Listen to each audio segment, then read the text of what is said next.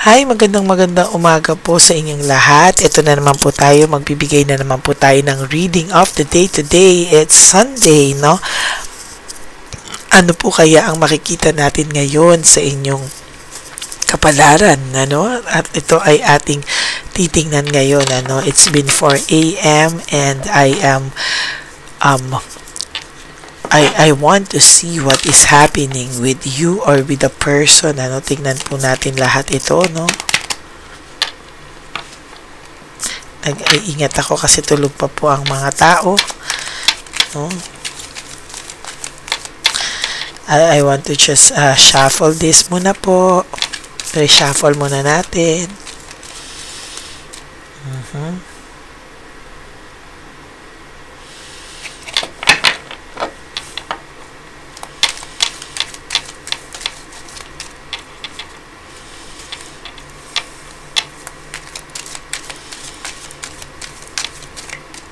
Kamusta po ang inyong umaga? Kamusta po ang inyong araw? Kamusta po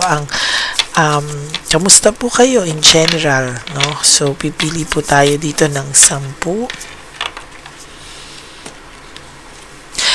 By the way, yung second reading of the day po kahapon ay nasa 2,000 plus views pa lang. Parang naiwan po siya, no? Parang 4,000 yung first reading. The third reading is 4,000. Parang may nag-skip po sa inyo sa second reading of the day kahapon. Pakihanap nyo po yung second reading of the day kasi hindi po kompleto yung kahapon nyo if hindi nyo po napanood yung second reading of the day yesterday.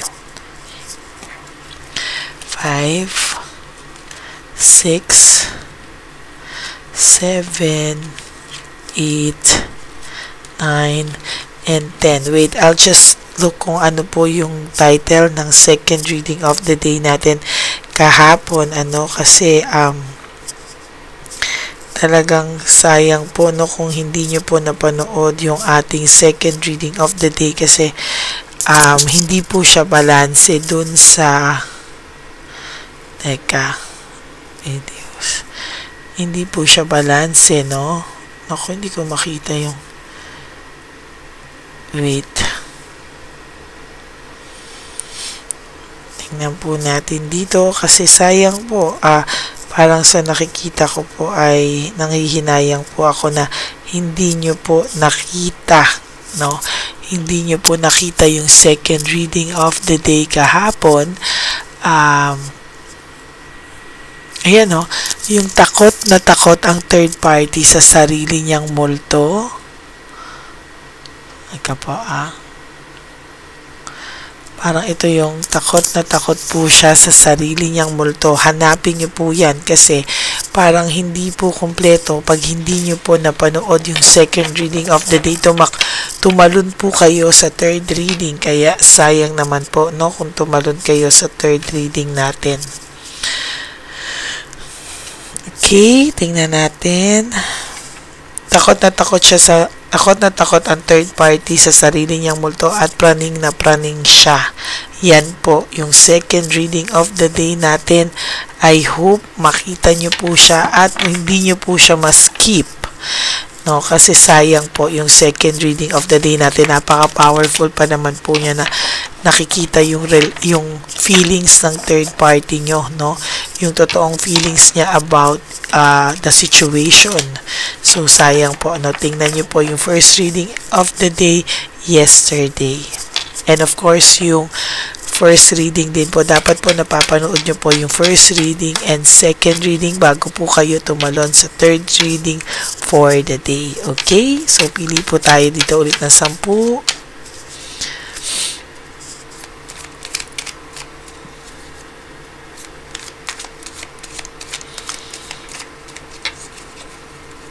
One, 2, 3, 4, 5, 6,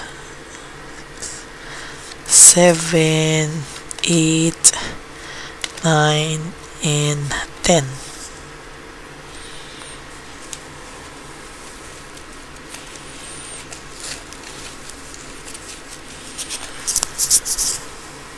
Okay? Tingnan na po natin ano po ang ating first reading of the day today. Huwag niyo po itong skip. This is a very powerful day, kaya dapat mas hindi niyo po skip para makita niyo po ano po talaga ang inyong reading sa araw na ito. Imagine niyo po na kayo ay aking hinuhulaan sa harapan niyo. There's freedom and self-acceptance, ano? Gusto niya pong makawala sa sitwasyon na meron siya ngayon. Your person, gusto niya pong makawala sa sitwasyon na kinalalagyan niya ngayon. Ang pakiramdam niya po dito ay isang malaking pagkakamali, no, kung nasaan man siya ngayon. Deep inside him, kahit mag-isa po siya, ngayong mag-isa siya, pag tuwing times na mag-isa po siya, lagi niya pong naiisip yung isang malaking pagkakamali po yung nangyari dito, no? Ayan, oh my God, your second card is all about disappointment. Kakasabi ko pa lang po sa inyo na gusto niya ako mawala dahil nga po sa ganitong pakiramdam, no? And naiisip niya po talaga na hirap na siya. At this second card is all about disappointment. Disappointed na disappointed po ang person nyo dito sa nangyayari sa kanya. Actually, ang tingin niya po is karma daw yung pinasok niya, or karma daw yung pinasok niyang relasyon, isang malaking pagkakamali. Oh my gosh, that will be our title na lang, no? Ano sinabi ko? Makakalimutin, no? Karma ang tingin niya sa relasyon na yan, at isang malaking pagkakamali for him. Okay, kaya lang po siya nandyan pa sa relasyon na yan, or is because he is still holding on because of fear of change. Ayaw niya rin mapahiya sa mga tao, ayaw niya rin mapahiya sa sarili niya, ayaw niya lalong-lalo na mapahiya po sa iyo, no? Ang pakiramdam po kasi ng person nyo is okay ka na, somehow you are doing good, you are going out with your friends, you are parang moving on with your life. So parang ang sa kanya is ayaw naman po niya na, alam mo yun, magmukha siyang katawa-tawa dahil hindi niya rin po alam kung babalikan mo pa siya after this. Oh my God. Frustrations, freedom, self-acceptance, disappointment, fear of change. Ito yung abundance sa'yo.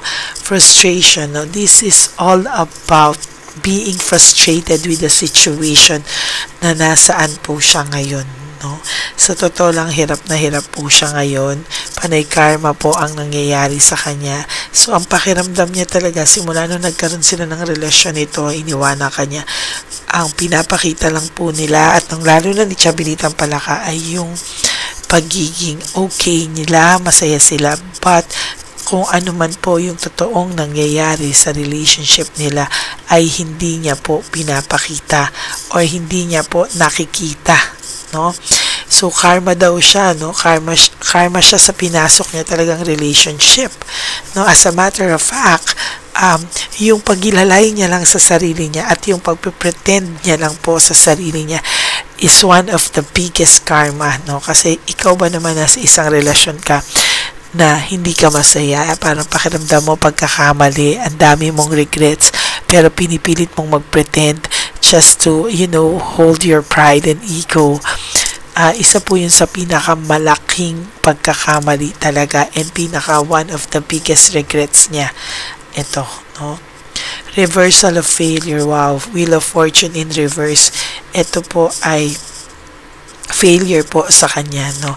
Hindi po totoong maayos yung buhay niya, hindi niya po totoong naiayos ang buhay niya. There's a reversal, no? A failure, umikot ang tadhana. Kung ikaw dati yung ganyan, siya naman po ngayon yung ganyan. And I can see that talagang hirap po ang person na to sa ngayon. There's cold heart and bitterness, no? May bitterness po talaga itong nararamdaman, itong tao na to, no? And as a matter of fact, hirap na hirap po ito ngayon sa buhay niya. Makisama din dito, no? Parang naggagamitan na lang po sila. Yun po yung pangit kasi naggagamitan na lang po sila.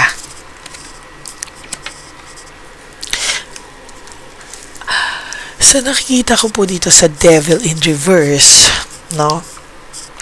Naghahanap po siya ng bagong meaning sa buhay niya. Naghahanap po siya ng purpose, ng reason to stay dito sa maling relationship niya, no? There's overcoming challenges. Gusto niya i-overcome yung lahat ng challenges na dumarating. Gusto niya pong patunayan sa sarili niya na kaya ko pa pala lagpasan lahat ito, no? Pero as a matter of fact, hindi niya po kayang lagpasan lahat sa ngayon. And to be honest with you, nagiging frustrated and disappointed po siya sa mga nangyayari talaga. Naghahanap po siya ng diversion, how to divert lahat po ng emotions niya. Sa gabi pag umiiyak to or naiisip niya yung buhay niya, nag-iisip po siya ng ibang purpose, ibang diversion. Pero sa totoo lang po, hindi niya po makuha-kuhang i-divert Ayan, no? Hindi niya po makuha, parang niloloko niya lang daw yung sarili niya. And to be honest, nahihirapan po siyang i-divert. As a matter of fact, itong taong to ay parang pakiramdam niya po ay binagsakan siya talaga ng langit at lupa at talagang akala niya po talaga ay baka daw sinumpa mo daw siya kaya ganito yung buhay niya. Ayan o, high level of scrutiny. Ibig sabihin po, grabe po yung nangyayaring malas talaga sa kanya. No, sobrang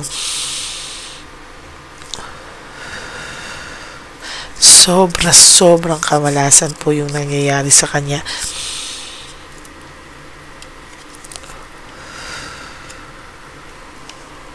Pinag-uusapan din po siya ng mga tao sa paligid niya, no?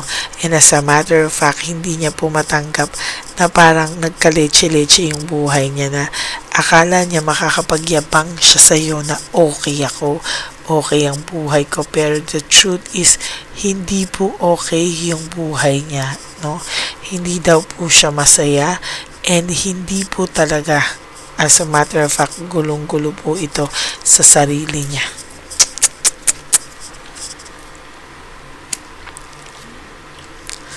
Ayan, no? Sa iyo po ay may darating na swerte when it comes to financial, no? Mababayaran mo po lahat ng mga kailangan mong bayarin. At the same time, you will start to save for yourself. Sila po ay false success. Kung akala mo po na bakit sila ganyan, sila na nga yung nanloko, sila na nga yung ganyan, sila pa yung masaya, sila pa yung may pera, sila pa yung hindi po. That is not true, no? Hindi po sila mayaman, hindi po sila ng bakasyon, etc. Panay ang pagpipicture. Alam nyo po, it is just all a show, for the show, mga kapatid, no? Ayan o, ginagawa lang po nila yan. Pinapakita po nila yung action and adventure. Pinapakita po nila na lahat-lahat. Ayan, pero sa totoo lang po, hindi po totoo yung mga yan. I have to admit, hindi po totoo yan. Panay action po sila kunwari, panay action, panay pero sa totoo lang po, no, hirap na hirap po siya ngayon. Ayan yung sinasabi ko po sa inyong lack of free funds and they are not stable sa ngayon. Hindi po talaga stable ang pakiramdam nila. And to be honest with you, ayan o,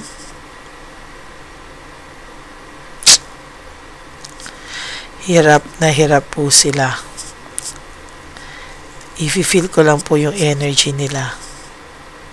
Saglit po i-feel ko yung energy nila. Bakit nakakakita ko na sobrang may financial crisis?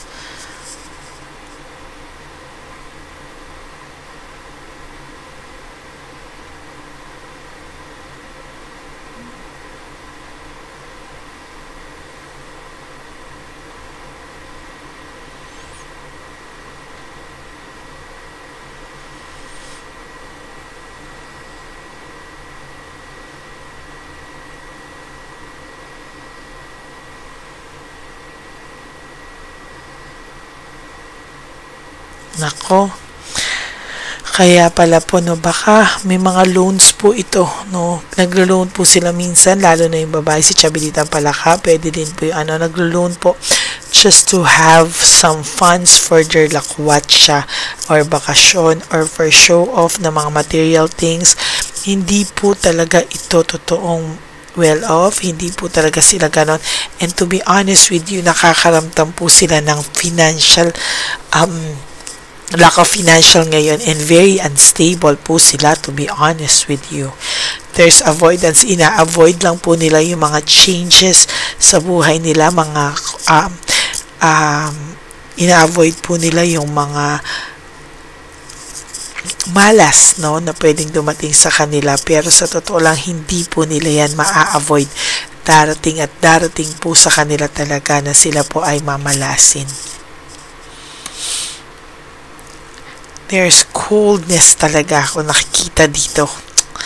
May coldness po talaga. Maybe may pinag-aawayan din sila. Hindi lang ikaw at pinag-aawayan din po nila talaga ngayon ang pera. No? Talagang nag-aaway po sila sa pera ngayon. Okay? Yung first nyo dito is all about freedom. Gusto niya po talaga ng freedom. Oh? Gusto niya po umalis at mag-explore ng mga bagay-bagay. Feeling niya po hindi ba ito yung buhay niya.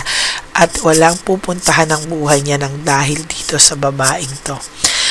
Which can lead to separation. For some of you, not all ha, for some of you, meron po silang pag-aaway na hindi po nila mapapaglabanan at sa ngayon ay dumadaan sila sa matinding pag-aaway na yung iba po ay nakipaghiwalay na, no? Yung iba po sa inyo ay nakipaghiwalay na, yung iba po ay si Chabelita Palaka yung umayaw, no? Dahil po parang pagod na rin po sa totoong sitwasyon. Malalaman nyo po yan for some of you. Maybe alam nyo na po sa iba man sa inyo. Yung sa iba is hindi pa, or makakarating sa inyo kung hindi pa sila naghiwalay, ay isang matinding away. No? Or for some of you naman, tatakpan nila. The more nag-aaway, the more nilang ipapakita.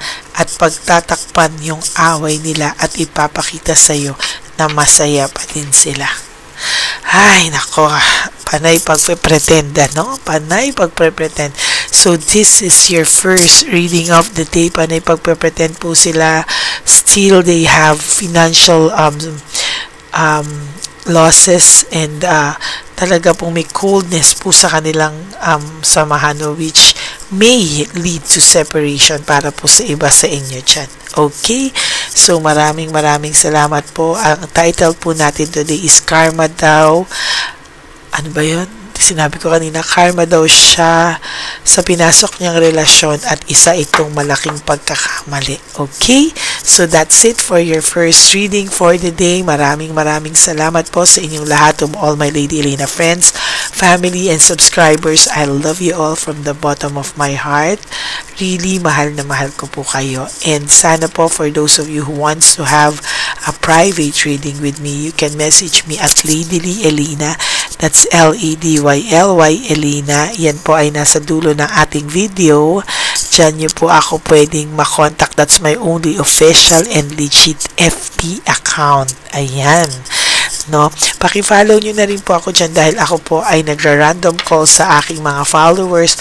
Malay nyo po, one of these days, kayo po ay isa sa aking lucky na matawagan para makamusta ang inyong sitwasyon. Okay? May God bless you all. Huwag nyo po sanang skip yung ads.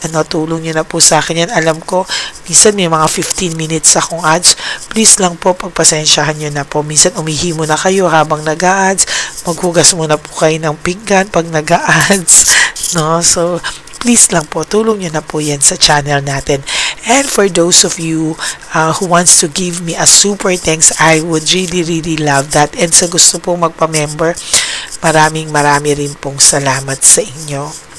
Sa mga members ko po, thank you so much po. And kahit hindi po kayo ganun karami sa members, no, pero still na-appreciate ko po yung mga nagpapa-member. Maraming salamat po. Mga kapatid, life is short. Don't make it shorter by stressing yourself from all the pains and heartaches na binigay sa inyo ng kahapon. Just surrender everything to the divine universe.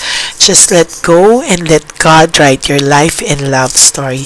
I will be back for another set of reading at sana po ay huwag kayong malulungkot. Please, panuorin nyo po. Sayang po talaga, panuorin nyo po yung second reading of the day kahapon. Takot na takot ang third party sa sarili niyang multo at praning na praning siya. Why? Because napakaganda po ng reading na yan. There you can see and you can watch ano po yung nararamdaman na totoo ng third party sa sitwasyon niya, no? At ano yung mga ginawa niya sa iyo, ano po yung pakiramdam niya. Okay? So thank you very much and aasahan ko po mapanood niyo yung second reading of the day natin yesterday. Okay? God bless you everyone. I will be back again for another set of reading. Huwag po kayong malulungkot at tayo ay magkikita o kita ulit, no? So God bless you all. Have a happy Sunday and have a happy heart. Bye. I love you all.